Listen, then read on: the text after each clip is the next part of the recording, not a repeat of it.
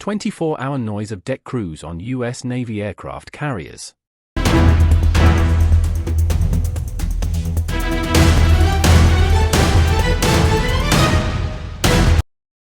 Personnel assigned to aircraft carriers are exposed to a variety of noise sources from equipment and flight deck operations for durations greater than 12 Personnel work and live in environments where hazardous noise areas and hearing recovery spaces such as sleeping and relaxation areas are in proximity to one another, which provides little recovery time from hazardous noise.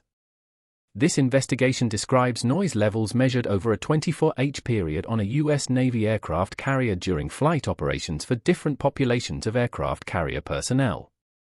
Personal noise monitoring occurred from 23 to 28 January 2014 aboard a U.S. Navy Nimitz-class aircraft carrier during a routine at-sea period. 59 study volunteers were assigned to similar exposure groups, SEGs.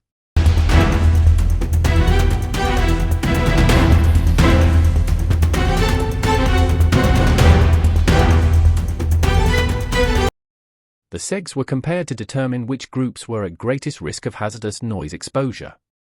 Statistical analysis was conducted with SPSS version 24 using an alpha level of 0.05. Mean 24H equivalent continuous sound levels LEC, 24H, and on-duty time weighted averages, TWA, on duty, ranged from 71 to 127 decibels A weighted, dBA. The 80 dBA American Conference of Governmental Industrial Hygienists, ACGI, threshold limit value, TLV, for 24H noise exposure was exceeded by 93% of the study volunteers.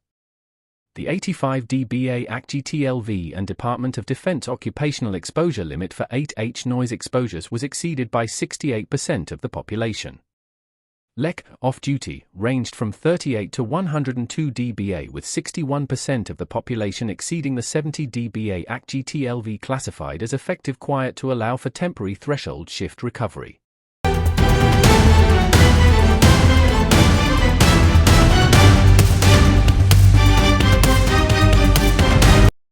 SEG-2 flight deck launch and recovery had significantly higher 24H noise exposures than SEG-3 damage control maintenance and repair, P equals 0.01, SEG-5 supply, P equals 0.01, and SEG-7 administrative professional, P equals 0.009. Similar results were found for TWA, on-duty, noise exposures.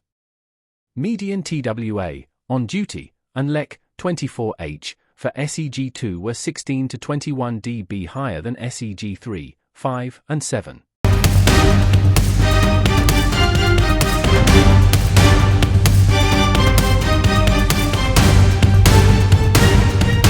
There were no significant differences between off-duty LEC noise exposures according to SEG.